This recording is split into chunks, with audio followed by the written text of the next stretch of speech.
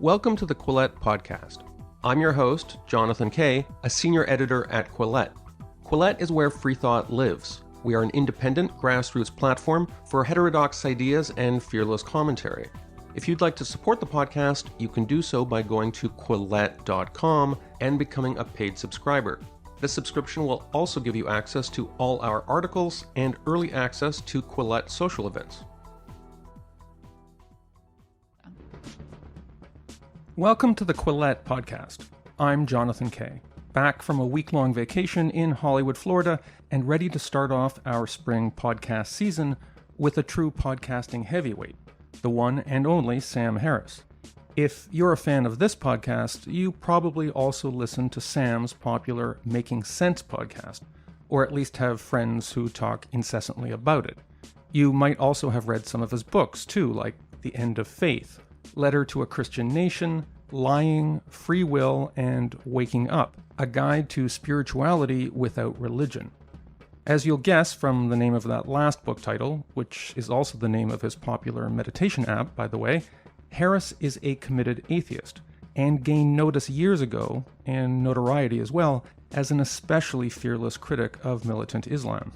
In recent years, he's also become a collaborator, or in some cases, a debating foil, for many other well-known public figures, including Jordan Peterson, Deepak Chopra, Ben Shapiro, and Ricky Gervais. As we'll discuss, people care a lot about where Sam Harris stands on today's controversies, and he's not shy about wading into extremely contentious issues. In recent days, for instance, he devoted a podcast episode to a passionate defense of his friend Joe Rogan. In other episodes, he's held forth on another friend, or former friend, vaccine skeptic Brett Weinstein, but in that case, delivering a very different verdict. And I should warn you that these are just a few of the many issues we talk about in this episode. For those of you who've come to expect my podcasts to clock in at somewhere between 30 and 45 minutes, you should know that this one goes for about an hour and a half. But I think the time passes quickly. As you'll see, Sam Harris is a guy with a lot to say. Sam Harris, thank you so much for doing the Quillette podcast. Happy to be here. And I hate to do this, but I'm going to start with a complaint, which is that I decided I was going to get into meditation, and I thought that your app would be the ideal way to do it. Mm-hmm. There wouldn't be a lot of sort of touchy-feely religious stuff. And I think I'm just terrible at meditation because whenever I tried to do it, I just fell asleep. Do you get that complaint a lot from people? Well, I mean, that's a pretty common hindrance. People often discover they're just kind of underslept, and they, the moment you give them the instruction to get comfortable and close their eyes, they take a nap. So yeah, that's just something that eventually you overcome. I mean, you can start standing up. That's one way to do it. But do you ever get people, and I think I may be one of them, who just they never get past the fact that meditation is boring? Well, I mean, the people bounce off for a variety of reasons. It can be that they're too restless, right? So that they just actually are uncomfortable and they can't get past that. But all of these states of mind, including boredom, can be made the object of meditation. I mean, you can take boredom as its own focus, and because it's a feeling state, and you can actually paradoxically, you can become interested in boredom. Really? And then it evaporates. The truth is, boredom, I mean, this is an objective claim about the nature of the mind. Boredom is just a failure to pay attention. There's nothing that's intrinsically boring. I mean, if you can spend 18 hours a day paying attention to the breath, which you can, and find it rapturously engaging, which you can, then nothing is intrinsically boring, right? And not even boredom itself. So it is, I mean, boredom, when you look at closely what boredom is, it is a failure to actually grant attention to anything. You're just cycling in your thoughts, trying to figure out what to do, what to pay attention to. This isn't doing it. That isn't doing it. What am I going to do next? What just happened? When's something going to change? And you're not actually making contact with your experience. But if you are actually making contact with whatever it is, sight, sound, sensations, or even the flow of your own thoughts, boredom just is not an option. So I think there's some truth to that, because I remember in December, I was driving back from Albany, New York. I was at a board game tournament. And at one point, I'd like driven all the way to the Canadian border, and I'd realized that I'd spent the last 3 hours thinking about how I'd lost a game. Hmm. And to an outside observer, I was just like staring blankly out the window at a blank stretch of highway. But I wasn't meditating. I was fretting.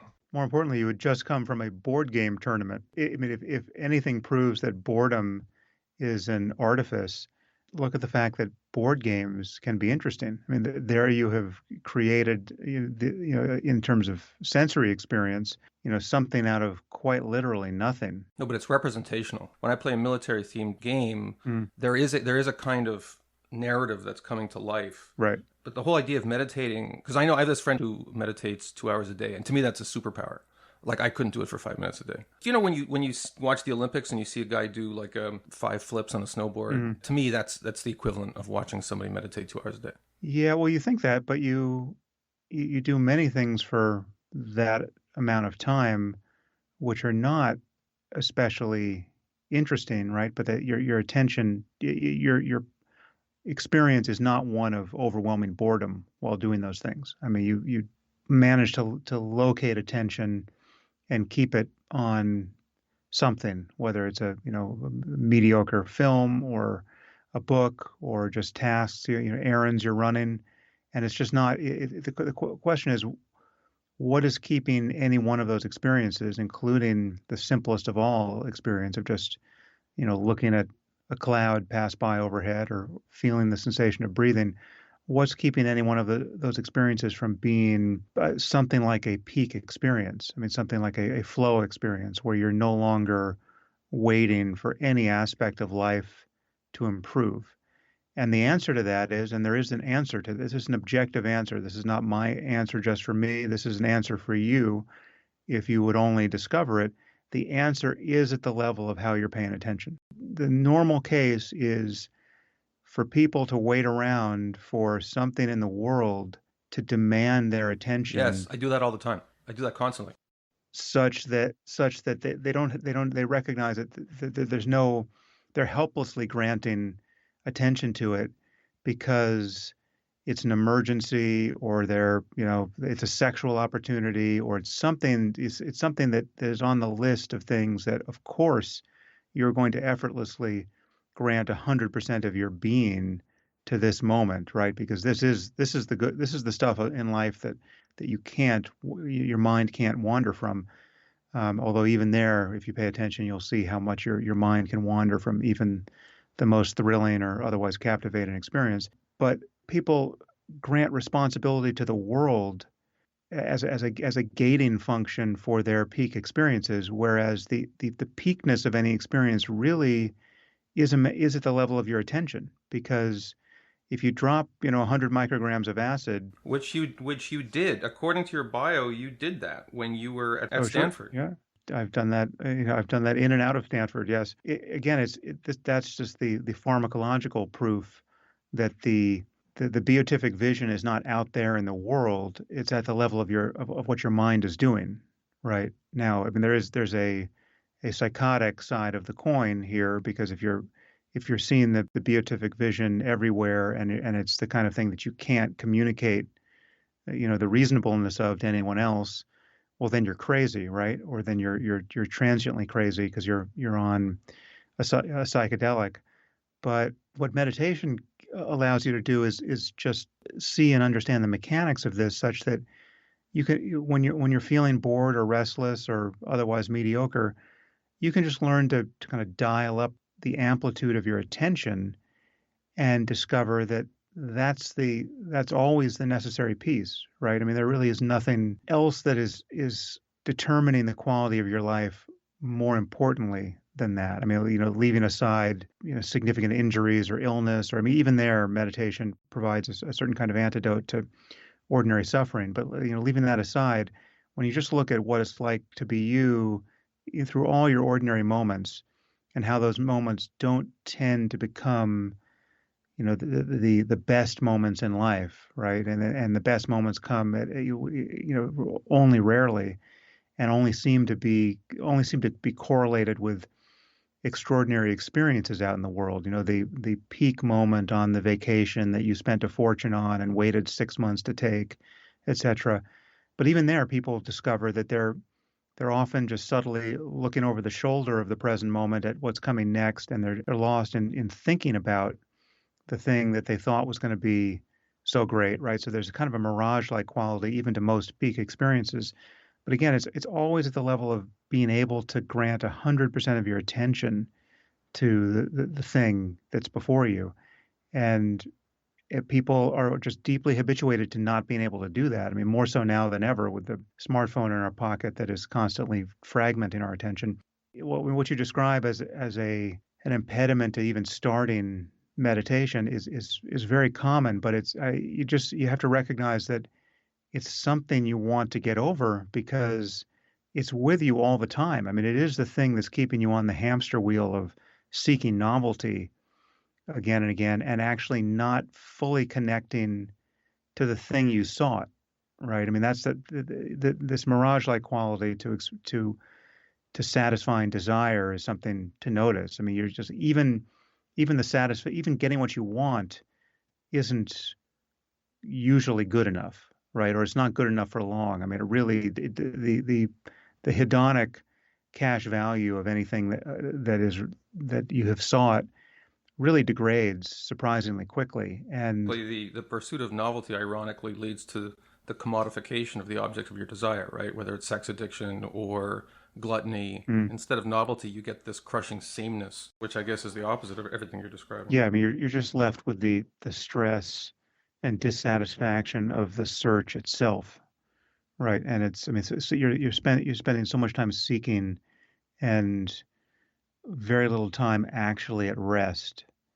And what we do crave is effortless rest in the present moment because the moment itself has such a center of gravity to it that where it's like you fall into the well of being, right? You're no longer busy becoming, right? You're not trying to get somewhere.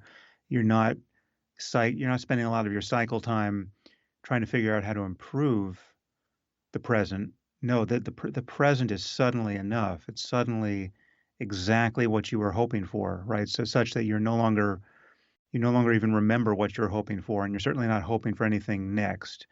And it's just that those moments are so few and far between for the average person because of the default state of attention. And honestly, meditation is the only thing that human beings have ever devised to seize the reins of attention directly and no longer and decouple its vagaries from all the other happenstance of life. I mean, everything else you do to feel good is misallocating the source of the goodness to the thing in the world. So if you're surfing, it's all about, having the right surfboard and getting lucky with the weather and catching the right waves. And okay, if you can do all of that, whatever, once a month, right? Well, then that's going to be the good stuff. Or if you're skiing, you're waiting for snow and you got to get on all the gear and you got to travel and I mean, I'm not saying surfing and skiing aren't great, but and the irony is that once you know how to meditate, you can make any experience, including surfing and skiing, a circumstance of the same kind of profound engagement of attention. I mean, it improves all of those other moments, but you're not, it's no matter how much you surf and ski or run or play music or anything else that people do to feel good, none of that actually teaches you how to improve the quality of your attention generically. I mean, it's really only, I mean, whatever you call it, that is what meditation is. And so it should just, I mean, the gateway really is to become interested in the discomfort slash boredom you experience when you try to start, right? I mean, like you're in the position of someone in prison who, when put in solitary confinement, finds it a torture, right? I mean, it's literally the worst thing that people experience in prison. People go insane. Yeah, and I mean that should tell you something about how dysfunctional, I mean, truly pathological our default state of mind is, because there's nothing about being alone in a room that should pose a problem to you. No, wait, I'm going to disagree with that. Human beings are social creatures. It's against our nature to be by ourselves. Well, yeah, it is. There's a lot of things that are against our nature. It's against our nature. Do most of what we do to maintain civilization, right? I mean, if you're gonna describe us as social primates, so much of what we do is, or have evolved to do, is is currently dysfunctional. But more importantly, it says nothing about what's possible for us, right? I mean, there's nothing about evolution that tells us that it's possible to spend most of your life contemplating the beauty of natural law or mathematics or Can music I just or make an observation about you? Because yeah. sometimes I'm listening to you on your podcast and now, and it's like I Mm, feel like you're the product of a thought experiment, which is somebody who is going to think and talk as rhapsodically as possible about human potential and the perfection of the human condition, including in its most euphoric and maybe even somewhat messianic elements, but without talking in any way about religion. And in fact, being completely self aware about your rejection of religion. In other respects, you seem to channel an extremely religious attitude toward rejecting materialist conceits, some of the Eastern preoccupation with being in the moment and not being a slave to your desires and your jealousies and so forth. mm, I realize that this is old hat for you. You've dedicated a lot of your career with demarcating the boundary between spirituality and religion and human potential and the idea of a supernatural world. But listening to you, I do get a strong religious vibe in terms of your desire to bring human beings out of the three-dimensional prison in which we inhabit and into a kind of fugue state based on their spiritual meditations.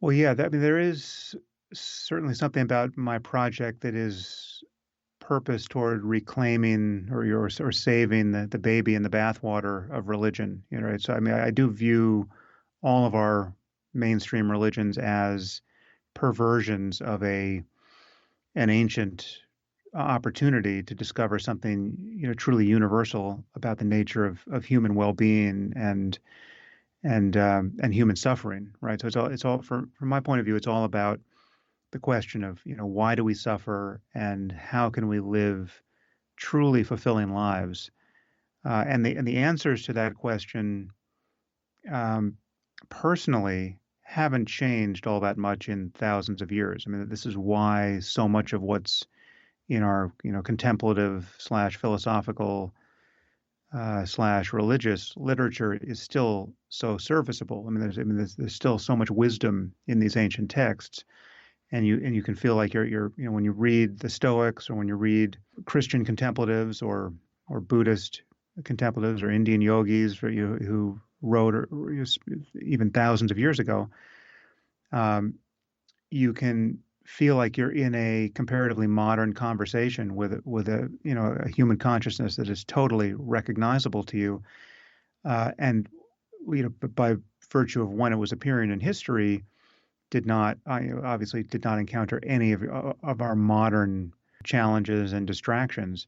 So the question about how to live an examined life that's truly fulfilling, I think, is answerable in most of the ways it always was. And again, it has a lot to do with the nature of human attention and our default state of being identified with the process of thinking, right? I mean, most people feel that they're identical to their thoughts, right? The next thought that appears in your mind will sort of come up from behind in a way that you, the conscious witness of your experience, won't notice, and it'll just feel like it's you, right? It's, I mean, so someone listening to me now might be thinking, what the hell is this guy talking about? Well, what I'm talking about is that thought, right, is not a self. That's not you. I mean, the fact that it feels like that's what it feels like to be thinking without knowing that you're thinking, to be thinking without recognizing thoughts themselves as appearances in consciousness.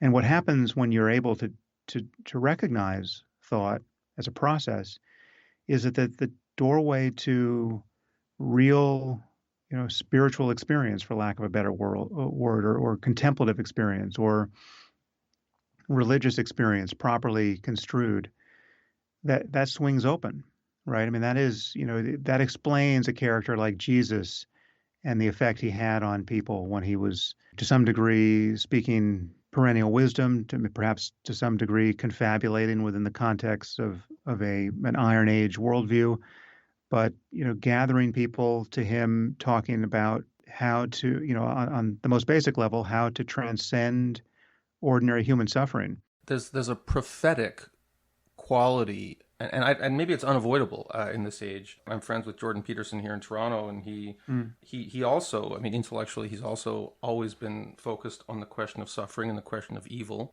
Like Jordan, you've got millions of followers. We live in a post-religious age, and even if you're not someone like you who intellectually is already committed to the projects that you've been discussing, people are looking for prophetic voices to follow. I know that here in Toronto, Jordan Peterson, sometimes people just come up to him on the street, and the way they interact with him is kind of the way Catholics would interact with the Pope if they met him. Like there's a sort of transference of a sense of piety and worship from religious to secular figures. Are you sometimes aware that sometimes people listening to you, they may be falling into that kind of model? I do think there's a big difference between what Jordan and I are doing.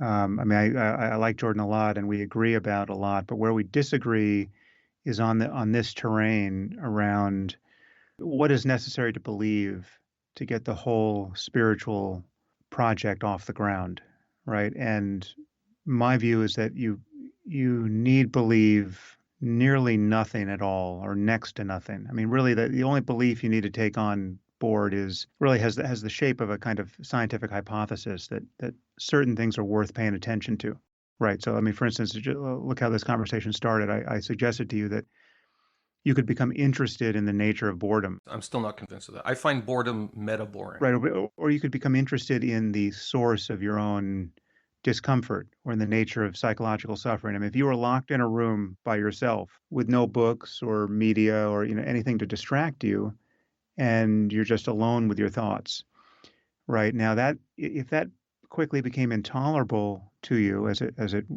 does to for most people, you'd suffer for as long as you would suffer, but eventually you could become interested in how you're suffering, right? What is meting out these blows to you emotionally? If all you're doing is sitting comfortably, I mean, just give yourself the most comfortable chair and a quite beautiful room, right? Maybe you have a view of a beautiful sky, right? But nothing to do. Why is that not a purely pleasant experience? On my account, there's nothing you need to believe. There's certainly no myth you need to endorse. You don't have to develop a fondness for any iconography of any spiritual tradition. You don't have to believe in Jesus. You don't have to think the Bible is a special book. You can get the entire project of becoming just like the Buddha off the ground by paying close attention, right? That's my thesis. And everything you need to discover about the nature of the mind to come out of suffering in that circumstance is discoverable from the first person side by virtue of just paying closer and closer attention. Whereas Jordan is much more in the project of telling people stories and endorsing their stories. The two of you, in some ways, are opposites because he's very externally prescriptive in some respects and saying the following actions will lead to a building of character. Whereas from what I can tell of your project, you start the other way. You want people to start with nothing except self-awareness and a willingness to probe the vagaries of their own mind and let that be their guide. I simply meant that in the way that both of you have extraordinary followings, including, I would submit, people who look to you not just for commentary on issues of the day, but a way to organize their thoughts and lead their lives. There is a pastoral element to it. I mean, also, just not to make too much of this difference, there are many things that Jordan would recommend to people that I would also recommend.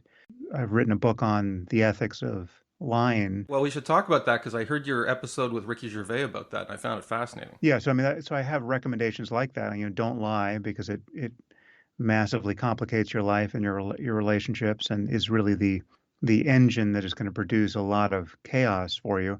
There are things like that. I guess that the difference I see is that so much of my intellectual project is to identify and dispense with dogma, right? I mean, I think dogma is really at the root of almost everything that ails us ethically, intellectually, politically. I mean, it's just people's inability to think through their positions afresh and come to new ones based on better evidence, better arguments, better data. I mean, that is what divides us in the end. And so, I mean, given that that's my focus, yeah, I have very little sympathy for people who want to hold on to ancient dogmas, right? So that's where the atheism piece seemed to take up so much of my bandwidth for so many years, because I just saw divisive dogmas everywhere. And that's really where Jordan and I tend to disagree, because what he is going to call a life-saving and absolutely indispensable story or myth, I am, more often than not going to identify one or another dogmatic attachment that I think we no longer need, right? And so that's where we wind up getting wrapped around the axle in our various debates. One man's timeless truth is another man's dogma. The basic claim here, which is just there for anyone to authenticate for themselves, is that you can explore the nature of your own mind directly without believing anything. Just believing that this is worth paying attention to, and see if you can detect how it is you come to be anything less than perfectly happy, perfectly tranquil in your own company. After 5 minutes, after a mere 5 minutes of sitting with your eyes closed, many people are jumping out of their skins.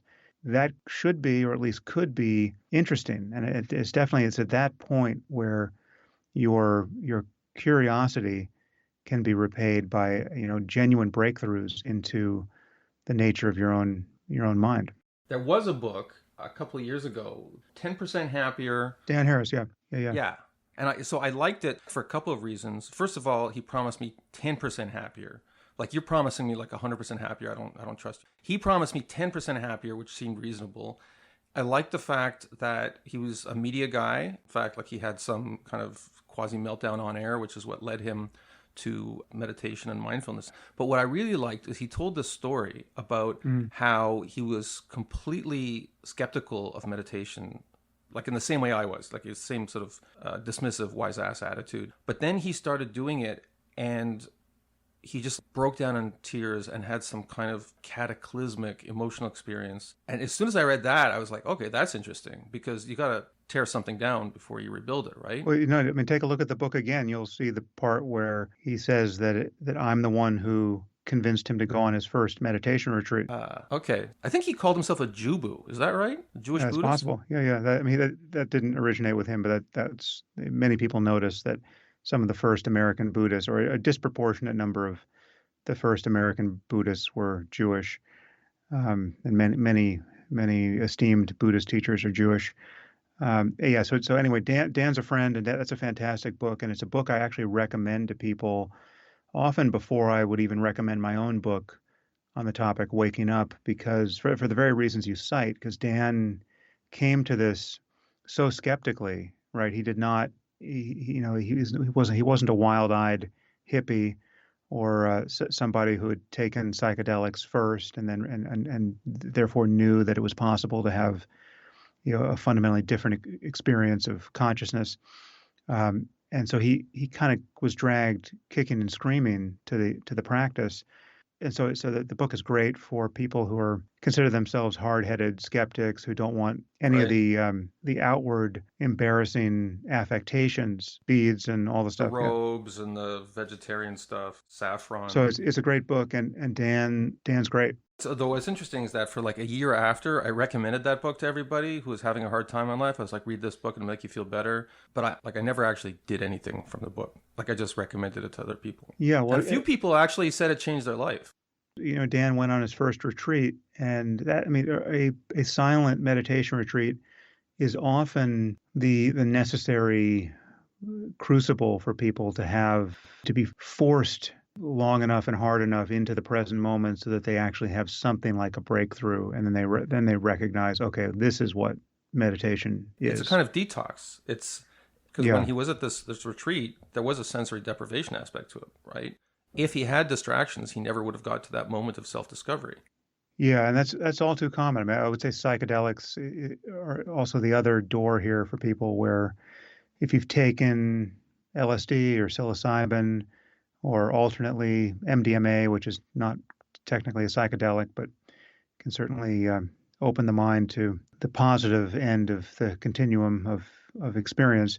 The one thing that's true of psychedelics that isn't true of meditation is you're guaranteed to have an effect. I mean, there's no one. The way you just spoke about meditation is not a way that any person in human history has ever spoken about 100 micrograms of LSD or 3 grams of mushrooms, right? I mean, this is whatever your experience. It's possible to have harrowingly negative experiences too. I mean, that's important to remind people of. But the bad trips are there as well. But the possibility of being bored, the possibility of not seeing the point, possibility of in some sense nothing happening, that's just not in the cards, right? So you're guaranteed to have something quite profound, for better or worse, happen to you at some point, right on schedule in an hour or so,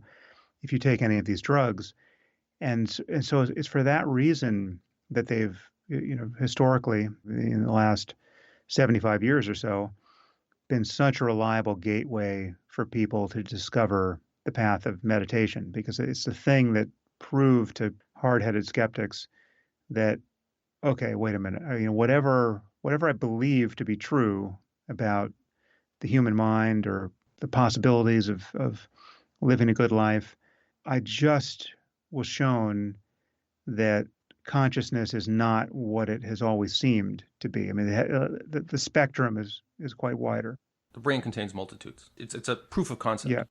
Yeah, and then there's not much thought that needs to be added to that to convince you that there is a path beyond psychedelics, because it's not, psychedelics don't do anything to the brain that the brain isn't capable of doing itself. I mean, they're mimicking neurotransmitters, or they're changing the reuptake rate of neurotransmitters. I mean, it's all pharmacology in there. And then the question is, what if any of these changes can be governed by different kinds of practices that don't entail repeatedly taking psychedelics? I mean, I'm not especially critical of repeatedly taking psychedelics.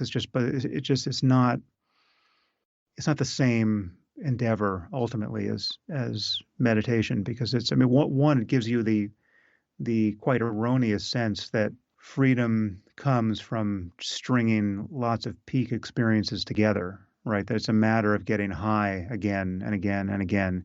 And that's just not true. I mean, the thing to be discovered ultimately is that there's something intrinsic to the nature of even ordinary consciousness that is, in fact, free of self, and therefore free of all the problems that come, strung along on this sense of self. And so if you keep just taking psychedelics, you can get the misleading sense that it requires the pyrotechnics of the psychedelic experience to have that insight, and it really doesn't. And so that's why meditation is, ultimately a more important discovery, I would say. And now a message from one of our commercial partners, BetterHelp Online Therapy, and a reminder that it's never a bad time to talk about taking care of yourself. I'm sure many of the people listening to this podcast spend a lot of time taking care of others, but how often do you neglect your own needs, especially when it comes to mental health? Fear, anxiety, and depression aren't things that anyone should have to go through alone.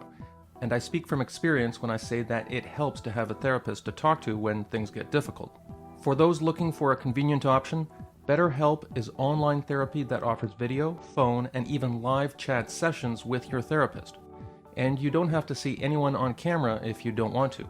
It's much more affordable than in-person therapy, and you can be matched with a therapist in under 48 hours. Give it a try and see why more than 2 million people have used BetterHelp online therapy. Quillette podcast listeners get 10% off their first month by going to betterhelp.com/Quillette. That's BETTERHELP.com/QUILLETTE. And now back to our Quillette podcast. How did you convince Ricky Gervais to do a podcast with you? And not just a podcast, it's one that people pay money for. Well, we were just, it actually evolved in the way that it seems to have, because I mean, we framed it as this phone call, and it really started as a phone call. The one I heard, because I'm cheap, so I didn't have to pay money to hear the intro one. Mhm. You guys just started talking about, hey, what do you prefer, cats or Yeah. dogs? Like, Yeah. that's literally how it started. And then you got into the trolley problem and free will and all the stuff at the end. Whose idea was Well, that? I mean, he called me to ask some questions of the sort that he asks on the podcast, and we were like a half hour into maybe our second call, and I realized, well, why aren't we just recording this? I mean, this is just why are we just doing this in private? People are going to find this enjoyable. And so I just suggested that, so we just started recording precisely the kinds of calls we had at that point been having. And obviously, once we knew we were going to release as a podcast, well, then it became its own thing. But it really just started as a phone call. I'm curious, did it change when you said, okay, we're going to do this for a podcast? I get the sense you kind of talk the same way. You could be like ordering groceries, you probably talk the same way. But did his manner of delivery change? Did he become more performative? No, I mean, that's how he talks. I mean, he's got this incredible, infectious laugh. I think the only difference is there are certain things that we're going to say to one another in private that that one or the other of us will decide we just don't want to air on a podcast, right? So in terms of topics, I think there's kind of some selection going on. And often it's not even conscious. I mean, there's just things we're just not raising when we know this is going to be for broadcast, and those things might come up in private. But in terms of the actual feel of the conversation, really nothing changes.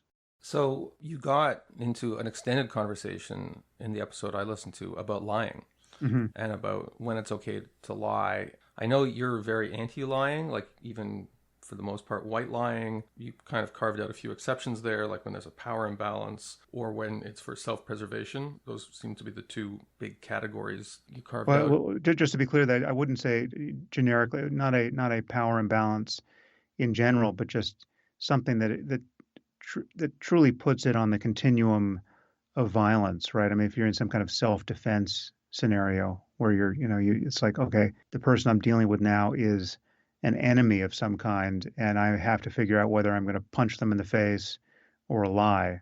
Well, that's the Anne Frank example, Yeah. right? Like the Nazis come to your door and say, hey, is Anne Frank in your attic? Yeah. But there was another example where someone says, hey, is my kid ugly? And let's say they have an ugly kid. You still say no because you're talking about children. I can't really imagine someone asking that. It seems improbable. No, but I mean, just imagine the circumstance in which they would ask that, right? I mean, the background facts are such that I think it invites a real conversation. Well, let's say a guy says, hey, I want my kid to be a child model. I took him to an audition. All these other kids got the gig, but apparently my kids. I would very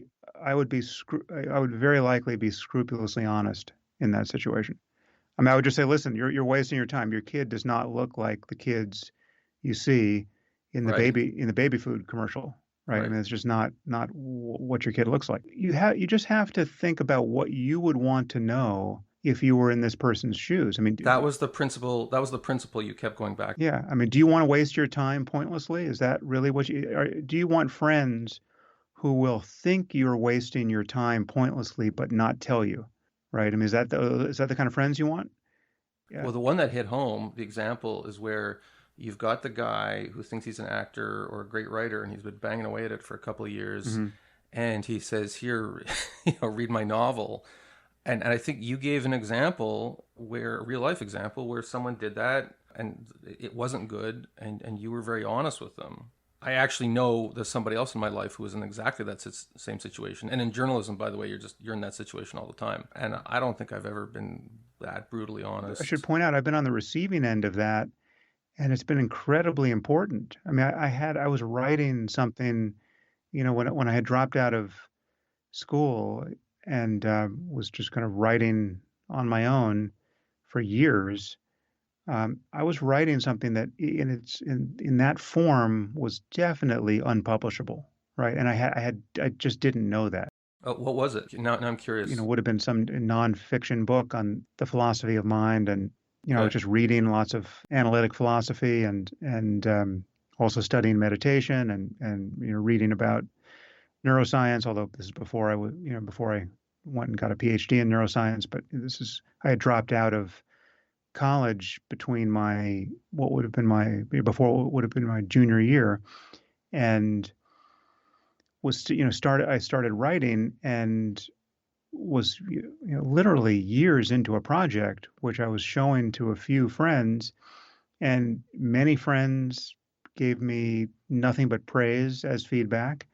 But one friend who I mean, I didn't know him all that well. I mean, it might have been easier for him to deliver the coup de grace because we weren't all that close. And he was also an academic, and he was an academic philosopher, and he said, "Listen, this is unpublishable. You're just not. This is not. I don't care how long you work on this project. You're not. You're like building a ladder to the moon, right? This is doomed. You need to go back to school and stop reinventing the wheel and giving it corners.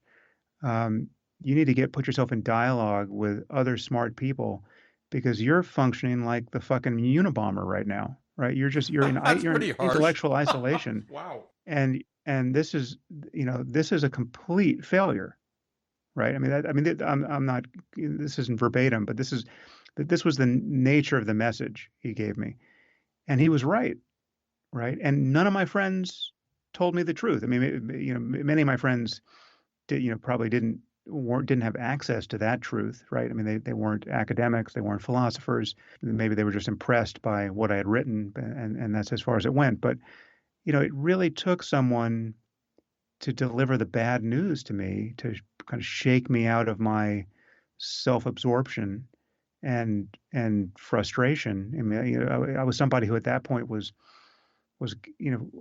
soon to be very frustrated, not being able to figure out how to make a satisfying connection to the world of publishing, because there's no way I was going to publish that book, right? And I absolutely had to go back to school. The uncomfortable truth spoken at the right time really having its intended impact for the good. I've been both the giver and receiver of that, and it's yeah, that's not a situation where the white lie is doing anyone any favors. I mean, the favor it is accomplishing is the quite selfish favor of you managing to avoid the awkwardness of saying what you really think to somebody when you know it's going to be disappointing, right? I mean, so you completely sidestep that by saying, "Oh, wow, that's amazing. Congratulations," and then you move on to the next experience. But you really have to ask yourself what kind of friend you're being when someone is asking for guidance and you're not giving it, right? You're not telling them the thing you would actually want to know if you were in their shoes. Now, if you're not that sort, I mean, there are other. I should just say as a footnote here is that there are other people who are actually just not serious about creatively getting good feedback. They really just want to be told that the thing they did was great, and they don't want to know what you really think.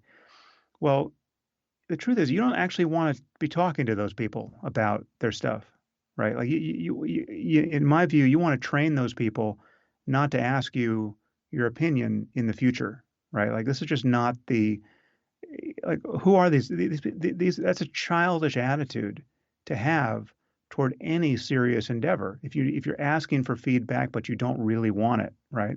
You're asking for the impression that you made, but you only want to hear good news. I mean, those people have to learn not to ask those questions, right? I mean, because they're not actually in the game seriously, and or their children. I mean, that's the thing.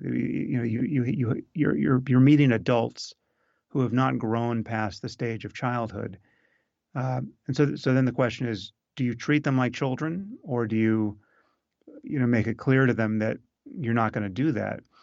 And it's yeah, I've not found myself repeatedly in these exchanges with people. I mean, the people, everyone in my life knows that if they're going to ask for my feedback, they're going to get honest feedback, and then the positive feedback they get truly becomes meaningful, right? Like if you've told someone that you don't like something, and then they show you the next thing and you love it, well, then they know you love it, right? And they feel the difference between that experience and all of the other um, uncertainty they've encountered elsewhere in their lives when they're not really sure that they can take the praise they're getting at face value, right? Because and they're not even necessarily conscious of it, but there's just this sense that they're surrounded by people who are blowing smoke, and they just they're it's not an honest engagement with the thing they've actually attempted. And so I mean, everything gets better when you start being honest, and the stuff that wasn't getting better magically disappears. And then there's the only other situation you need to think about is, how do you deal with people who are not actually grown-ups, right? Like they're actually children, or they're grown-ups who are compromised in some way. They're getting dementia, or they're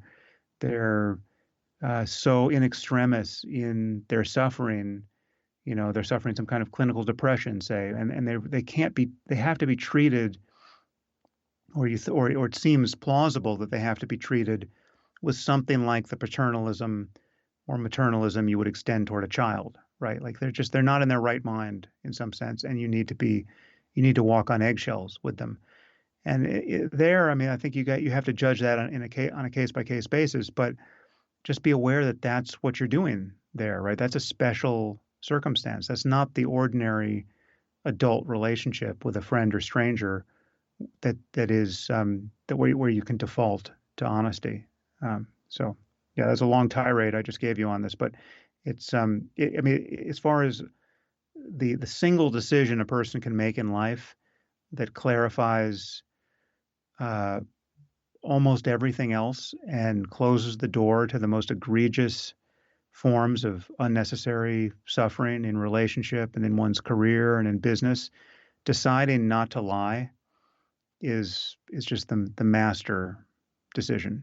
I mean, there's really there's nothing even it's practically nothing in second place. I mean, most of us are not running around killing people either, right? So if that's your problem, yeah, you can stop killing, and then you can stop lying, and those are the two big things on the list.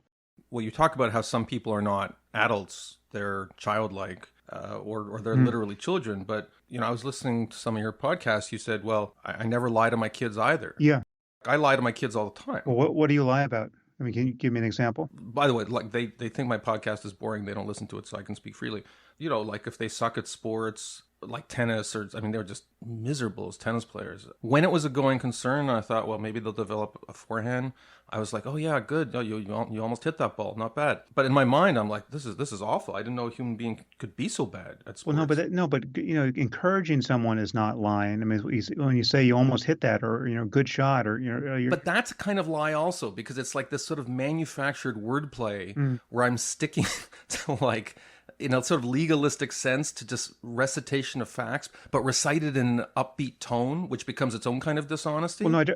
I just think you have the wrong there. I think you have the wrong focus. I just think what you want to encourage there is the effort, and be agnostic as to how far the effort is going to take them. Who's really agnostic about that? I mean, everyone says this about effort, but like, Well, no, even no, but not, I would say that's not true. It's like your kid is bad at sports. You still want them to be physically healthy and as physically competent as they can be, right? So I mean, like you've closed in your mind, you've probably accurately closed the door to any to sports being their central focus in life, right? But this is really just practice in finding the right words and the right focus, because for me, none of that would be an impediment to being honest. And in fact, honesty would deliver the distinction. Listen, you seem to be much better at this kind of sport than that kind of sport, right? And that's an honest view of their aptitude. It's like, But kids aren't dumb. Like, so it so happens. I said to my daughter, another daughter, you played a great game in nets. It feels like you're much better at playing goalie than in playing forward. And she turned to me and said, so what you're saying is I suck at being forward. And I kind of was saying that. But she right. knew that. Like, it wasn't like I was Yeah. fooling her, right? Yeah. So I mean, that's the thing. That's why lying comes at such a cost, right? Because so much of the time, the person is actually aware of the truth. Again, it's so much of the challenge of telling the truth is finding out what the truth really is and how to appropriately articulate it. You know, in this case, for a child, it's not synonymous with just externalizing every neurotic thought you have. There's a deeper truth to articulate, which is, you know, one, you want your kids to be happy. You want them to be as fit as they can be. You want them to have some positive experience of sports, whatever that sport, whatever those sports are. You don't want them to be delusional, right? And you don't want them to be depressed. You want them to be able to experiment with all kinds of things and find what they like, find what they're good at, and et cetera. And your job is to help them do that. And so then the question is, do you at any point have to lie to them to equip them to do that? Right? And I, what I found is the answer is no, but there still is some room for tactfully, not commenting on the thing you saw, right? Like, I mean, not just bloviating everything that you're thinking at the moment you're thinking it, and letting some things get discovered by them, right? It's just, and also just taking and kind of lowering the stakes, right? Because this is not Wimbledon, right? It's not the finals of Wimbledon. This is your kid just beginning to discover whether or not they have any interest in or aptitude for tennis. And then the truth is, listen, you've never done this before, right? You're going to be terrible in the beginning, right? This is going to be frustrating. The ball is not going to go over the net, right? Or it's going to go out. It's going to go over the fence, right? And you're going to get better if you practice. You're going to get better, right? And then just see what happens. I'm having trouble picturing Sam Harris playing sports. Do you play sports? Yeah, well, I mean, I don't currently. I played soccer as through high school. So that was my team sport. I spent a lot of time in the martial arts, both as a teenager and then, in my midlife crisis took the form of getting very into Brazilian Jiu-Jitsu. And I am a bad golfer who golfs like once a year now, but technically do play golf. So you did a really interesting podcast a couple of months ago, and it was about disappointing your fans. Mm. You didn't go into detail, but from what I could tell, there were people bugging you that said, hey, why don't you do something about the case against vaccines? Or why don't you do something maybe that's more sympathetic to the January 6th Capitol occupiers? And you gave, I thought, a very thoughtful discussion of, well, look, this isn't open mic night, and if people are spouting pseudoscience about vaccines, I'm not going to engage in a debate with them. But I also was like, why are you doing this podcast at all? Why is it necessary to explain this to people? Why I'm not talking about X, Y, and Z? Yeah, well, because I was in an uncomfortable spot because I mean, really, one of my master values as a podcaster and as a writer and as just as someone who's engaging consequential ideas in public is that conversation is the basis of all progress, right? Like it really is about just continuing the conversation long enough so that we can converge on shared truths, right? Whether these are ethical truths or scientific ones or contemplative ones. I mean, anything can be talked about. Anything is a matter of ultimately forcing some kind of intersubjective consensus based on shared principles of rationality and a sane, neurologically intact engagement with our five senses. And the heuristic here is, yeah, everything can be talked about and everything is worth giving a fair hearing, time permitted. If the truth is on your side, you're in fact not vulnerable to untruths or half-truths, no matter how, seemingly pernicious, you can just keep talking and keep investigating and in the limit, the truth will win, and if you rub bad ideas up against good ideas, eventually the bad ideas will crumble and only the good ideas will remain. And I do think that's generally true, except there are situations where you have to triage your time and attention. I mean, obviously, all of life is that situation in some sense, but a global pandemic, is a special version of that situation, and um, a um, a a level of political hyperpartisanship that is threatening to shatter a society is a special case of that situation. Whereas, yeah, no, I don't need to talk to Alex Jones about anything now because there's giving him any airtime is a net negative. I mean, it's spreading toxic waste informationally just to then give yourself the task of cleaning it up, right? And it's not worth it, right? So I mean, but it was intention. My unwillingness to entertain certain ideas on my podcast was in tension with my stated principle of, listen, I can talk about anything here, and it's going to be fine. And so, and I just had to acknowledge that because I'd gotten so much, so many requests and criticisms on this front. It's just like, why not have Brett Weinstein on the podcast to debate all of his wing nuttery around vaccines? It's a waste of time and probably worse, right? It's a waste of time that is liable to confuse a significant percentage of the audience. So the Brett Weinstein thing is particularly painful because I respected him. I thought he was very brave. The whole Evergreen State University thing. Yeah. He has an importance in all this, which kind of transcends his stature, I would say, in the mainstream world of ideas. Like if I went on the street and asked people who Brett Weinstein is, most people wouldn't know. But I guess in the world of podcasting and the world of punditry and whatnot, he looms large because he's this example of a guy who wasn't just in good standing with centrist, classical liberals. I put you in that category, I put Quillette in that category. And then he just went into some sort of la-la land and started spouting pseudoscience about vaccines. And it became really awkward because other people whom I respect, Yeah. listeners, writers, they had such an inventory of respect and sympathy for him that carried over into a desire to at least have him on your show, at least let him make his case. Put someone like you or even me in the awkward position of saying, actually, I'm not going to do that because his case is BS. That's a painful thing to do. And by the way, I know you talk a lot about honesty. The way you talked about Joe Rogan, you did a segment on him.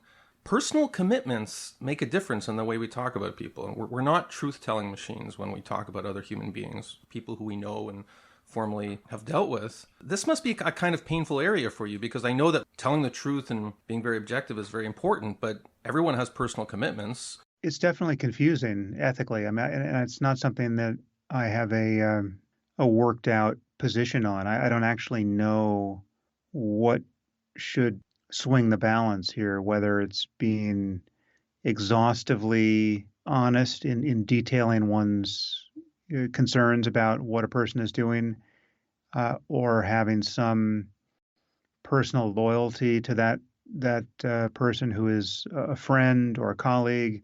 But I mean, as you say, it does matter. I mean, having met somebody and having liked them and having had good times with them, and even in certain cases having actually become their friend, that does change how you engage that person publicly, for better and worse, right? I mean, I think it's a problem with journalists to get too socially connected to the people in the fields that they cover, right? I mean, you have journalists in tech who become social with tech CEOs, and then it becomes very difficult to honestly report on what they're up to.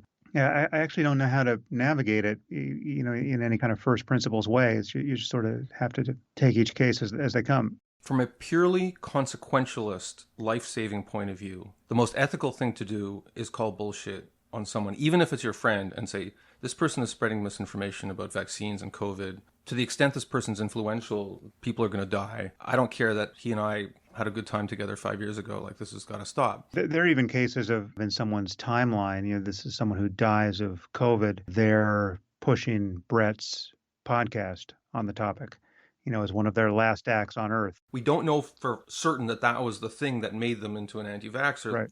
Or we don't even know that vaccine would have saved that person. Yeah, no, but when you run that experiment with millions of people, you can be pretty sure that statistically, yeah, the numbers are going to go one way. Yeah. No, I mean, I don't know what the ground truth is here ethically, because on the one hand, you can say, yeah, you should use the standard you would use for a stranger here, and just take these people's heads off publicly when you see them spreading misinformation about vaccines, say. And what's happening is you're contaminated by your friendship or by your positive meetings with these people. And that's a kind of ethical failing. But you can also flip it and say the attitude you take toward a stranger represents a kind of moral confusion. I mean, you're actually failing to have the appropriate compassion and insight into their circumstance that you would have if they were a friend of yours. You're giving vent to your most gratuitous, most highly charged and divisive criticism of them, and you're part of the problem. You're part of what has made social media so dysfunctional, right? The lack of empathy, the lack of, you're capable of saying stuff about people in ways that they're guaranteed to see and then react to, that you'd never say to their face, even. Forget about friendship. And now a message from another podcast that I think you're going to like. It's called The Lost Debate. And unlike the Quillette podcast, which is mostly just me, this one's got 3 hosts, and they feature a lot of viewpoint diversity. You've got former Obama staffer Ravi Gupta, Corey Bradford, a former political organizer who worked in the Deep South and also became a TikTok star, and Ricky Gervais, a Gen Z New York Post columnist and free speech libertarian. Now, the whole idea of The Lost Debate is that it's a non-profit enterprise to get people out of their mainstream media echo chambers without diving into alt-media conspiracy theories. Twice a week, they cover the latest news and trends, and even though it's a debate, it isn't vicious, cutthroat left versus right stuff. These are constructive discussions between real people. And again, those real people are Ravi Gupta. There are 3 places in the world that do this kind of research, this gain-of-function research, and one of them is in Wuhan. Corey Bradford. Black and brown communities, they want police reform. They definitely want better treatment from police, but they don't want to eliminate police or defund them. And Ricky Gervais. As a libertarian, I think bodily autonomy is a principle that's really important to me. Join the conversation today by searching The Lost Debate on YouTube or any podcast platform. And now back to our own Quillette podcast. Rogan made it easy for you because he was humble about it, because he apologized. And I thought you did a very good, it was a monologue episode. You didn't have a guest, whereas Brett Weinstein keeps doubling down. Yeah, but I mean, Brett, I've hit Brett really hard on my podcast. Brett can't be happy with what I've said about him and his whole project on my podcast and on other people's podcasts. I mean, I just have not made any secret of how I view what he's been up to. My coping strategy was just not to really mention his name, which is a cop-out, Well, right? I mean, I've done, I've also not mentioned his name, and I've not mentioned Joe's name, all the while talking about them in the same sentence as I'm talking about many other people who've been sort of on their side of this public conversation. Again, I don't know which way to bias it here, because the fact that it matters that you know someone personally, that can be viewed as a good thing. I mean, it is the very essence of a humanizing thing, right? And the fact that you don't know somebody else and you can despise them, based on what in the end may just be your internal imagery of who they are as a person. You can't really be sure that you're even responding to the person in the world. I mean, maybe you're just, it is a kind of hallucination that just has a few touch points with their Twitter feed or the one interview you read or the one, it's just, but then you see this play out online. Well, clearly we have way too much of that It's analogous to, most people have experienced as road rage, right? I mean, road rage is such an unnatural thing.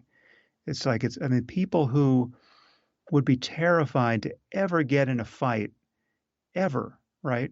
We are essentially, disposed to antagonize somebody sight unseen. I mean, you can't even see who is in the box in front of you, and yet you're honking your horn and you're flipping them off, and you're one stoplight away from discovering that there's a 250-pound mixed martial artist coming out of the car in front of you, ready to pull your head off your shoulders, and yet you for whatever reason, I mean, just the circumstance was such that the fact that you were alone in your steel box, you felt like you could just sound off at this person, not knowing what you were going to get. It's completely delusional, right? And there's something like that happening to us on social media. And yeah, I mean, just to hear you describe it, I mean, it does seem to me that, I mean, this is at least one vote in favor of more restraint, more of the humanizing principle, more of the deference to having, what it would be like to have a social connection to this person, even if you don't have one, and to be guided more and more by that. That seems to me to be as likely the right answer as being more unfiltered in one's quote honesty, with just basically treating everyone like a stranger and just all ideas on their merits. Even people who don't listen to your podcast, I think just in the last hour, I guess, have established that you're a fairly thoughtful and humane person. Can we talk about how crazy it was that, I guess it was a few years ago, the Southern Poverty Law Center, I think they identified you as somebody whose ideology channels people into the alt-right. They said you were like a gateway drug to evil right-wing people. What the hell was that about? I mean, there were some, I'm sure there are some things that I haven't seen that they might have done, and they certainly put several of my friends on lists. I mean, they put Ayaan Hirsi Ali on a list of anti-Muslim bigots, right? I mean, as insane as that is, or Majid Nawaz, who was on that same list, I think. But I think I was on their hate watch page by virtue of one of the articles that Ezra Klein wrote in Vox about my podcast with Charles Murray, right? That's how that played out. So, yeah. So Ezra Klein essentially calling me a racist pseudoscientist, even though he claimed he wasn't calling me a racist pseudoscientist. That is, in fact, what he was communicating. That got the attention of the Southern Poverty Law Center, and so they kind of summarized it on their hate watch page. I want to talk to you a little bit before we go about your treatment of Islam. My own perspective on Islam, I'd say, has changed in the last decade, because here in Canada especially, now that the war on terror, we don't talk about it as much, and instead what you're looking at is more of a culture war that is led in its radicalized progressive factions primarily by privileged white people who either have a Christian background or no religious background whatsoever. Here in Canada, some of the people who are the staunchest defenders of things like free speech, they're steadfastly against mob culture. A lot of them are immigrants from Muslim countries, and many of them are still practicing and even devout Muslims, which has caused me to sort of reassess a lot of my views about Islam. It's made me appreciate how some of the authoritarian cultural elements that immigrants to Western societies have fled, in many cases, have informed, in a very welcome way, their appreciation for a lot of the liberties that maybe native-born Canadians and Americans, they're happy to ignore that, or they take it for granted. Have your views changed at all in regard to Islam's place in Western societies? Well, I think what you're talking about there is more the generic experience of immigrants, right? I mean, Islam aside. Well, yes and no, because such a high percentage of the authoritarian countries in the world, unfortunately, do happen to be Islamic countries. Right. So, I mean, I guess I could say the same about people I know who came from former communist regimes. In Eastern Europe, for instance. Yeah, but I mean, there you have a selection problem, right? I mean, these people are the very essence of self-selecting. These are people who are leaving those cultures and countries for a reason, and because they don't want to live, under theocracy in the case of Islam, or they don't want to live under, authoritarian communist regimes. Um, and so we're getting people who really are valuing, Western liberalism. It's the very reason why they came, in addition, in many cases, to just seeking economic opportunity. When I'm talking about Islam, I'm not talking about people as much as I'm talking about the ideas people can find more or less compelling. And so if you're going to point to a group of Muslims who are mostly Muslim in name only, the most secular version of Islam on offer, well then, okay, that's not a counterexample to anything I believe about Islam, because when I'm talking about Islam, I'm talking about what's actually in the contents of the Quran, right? I mean, like in the biography of Muhammad and the Hadith and the literature to which people will default when they really have to get down to what the doctrine is, right? And there, I mean, I just make the point that, and it's a taboo one even among atheists, that all of our religions are different, right? They're not equally in error. They're not equally confused about 21st century science or 21st century moral norms or political norms. They're not equally antithetical to modernity. I mean, some of them, give each other a run for the money, right? I mean, it's not like Islam is categorically worse than Christianity on every point. Although I would argue that in most countries, in most communities, even in the West, it's at a different moment in its history, which is to say that when we're meeting Muslims in many contexts, we're often meeting Christians from a former century, the presence of a smartphone in their hands notwithstanding. Any comparison of, quote, fundamentalist Islam with fundamentalist Christianity is usually confused in terms of what that commits their adherence to. You take a phenomenon like the Islamic State, otherwise known as ISIS, and you ask yourself, well, how surprising is it that thing happened, right? And may yet happen again. I mean, to some degree, it's still happening. It was just our attention has wandered from it, but it's not like the Islamic State is completely gone. How surprising is it that happened under the banner of Islam? And I would say that if you actually consult the texts, it's not surprising at all, right? I mean, it's just, in fact, you would expect it to happen. You'd expect it to happen just like that. And I expect it to happen again, right? But if you would ask the question, well, how surprising would that be if all those people, behaving in precisely those ways, claim to be Jain or Tibetan Buddhists, right? It would be astonishing, right? It just would not. It wouldn't even compute. I mean, there's literally no reading of Jainism that could get you the Islamic State, right?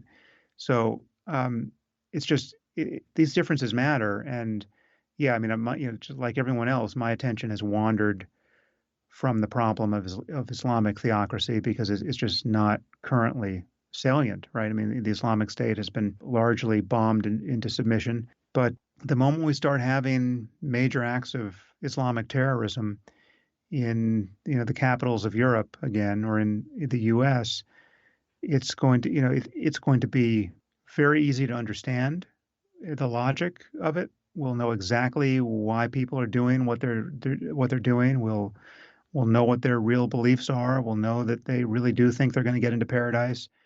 We'll know what the holy books say about all that. We'll know why the communities around these people find it very difficult to talk honestly about the phenomenon because they're also enamored of the same holy books.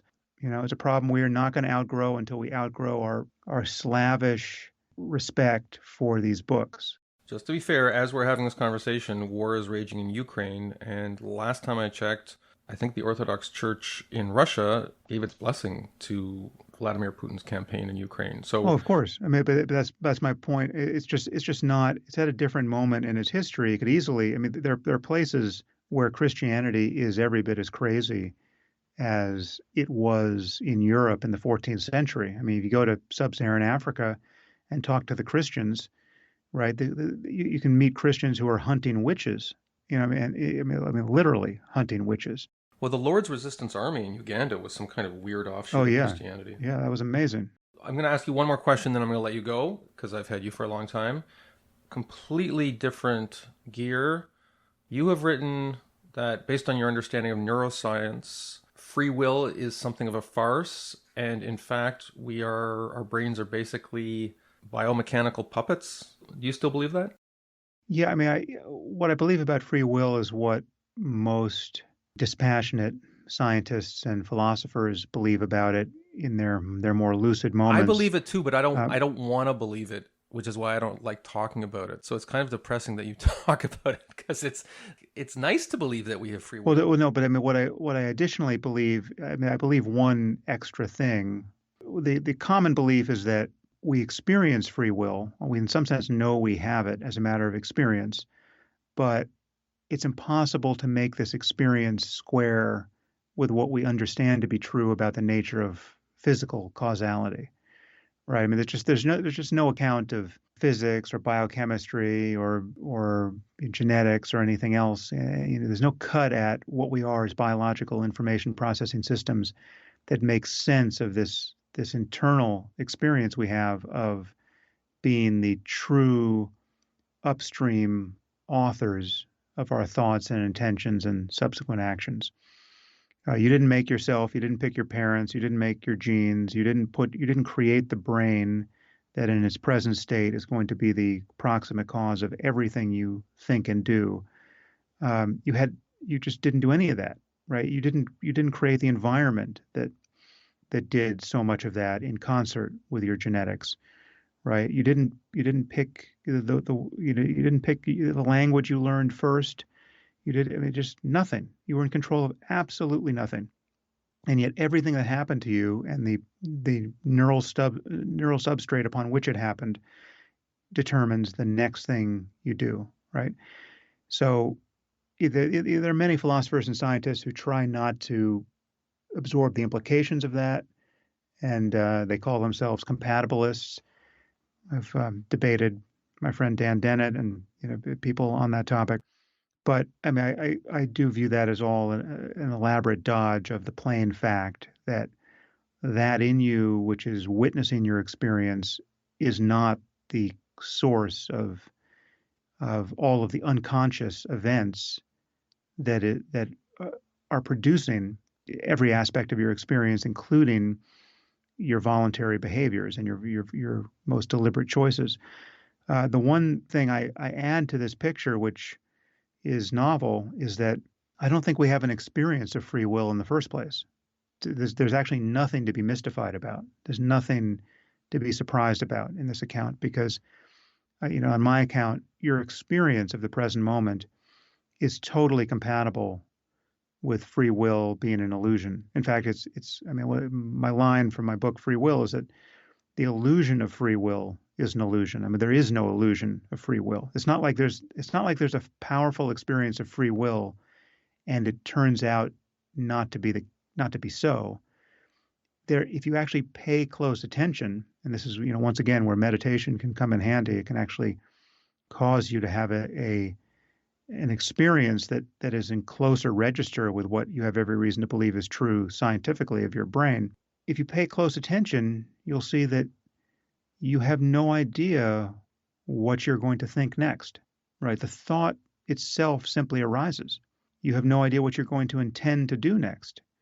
You have no idea the next time you intend to do something, but then you decide on second thought, oh, I'm not going to do that, right? You have no idea when that veto is going to emerge next.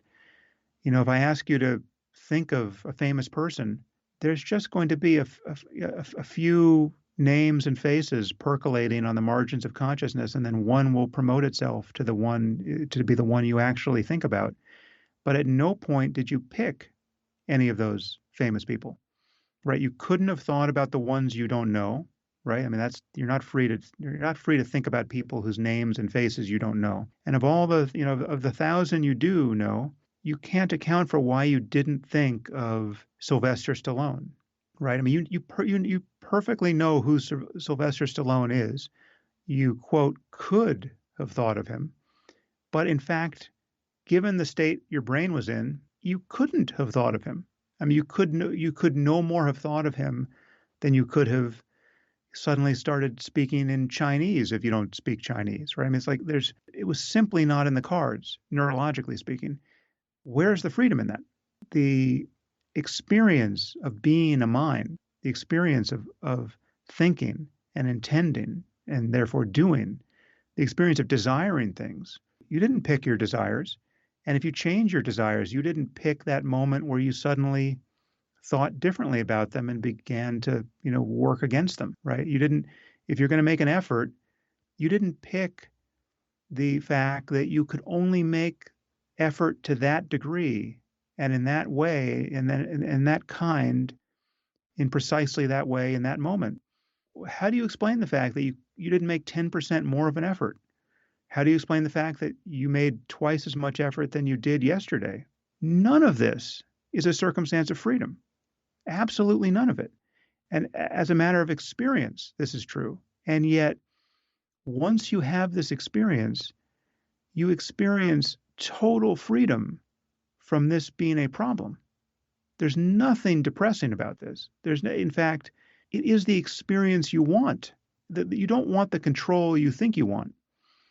What you want is the palpable mystery of being in each moment. You want an experience of something that is sacred and awe-inspiring and profound, right? And what's more, you want to be able to locate that in the ordinary, right? In just the ability to move your hand, right? So like, how do you move your hand? You have no idea. I mean, just you move your hand. It is a complete fucking mystery. It's as mysterious as anything you will ever experience on any drug, ever. Almost like it inspires a belief in the spark of the divine and the human soul. Well, that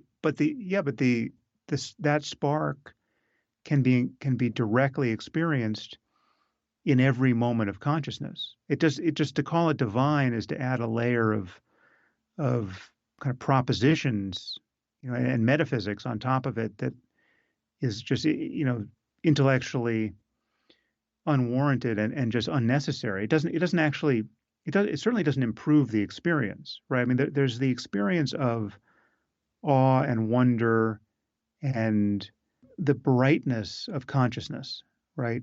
And the groundlessness of it, right? And this is what awaits a mind that can feel beyond the cramp of self, right? The cramp of egocentricity, the cramp of I.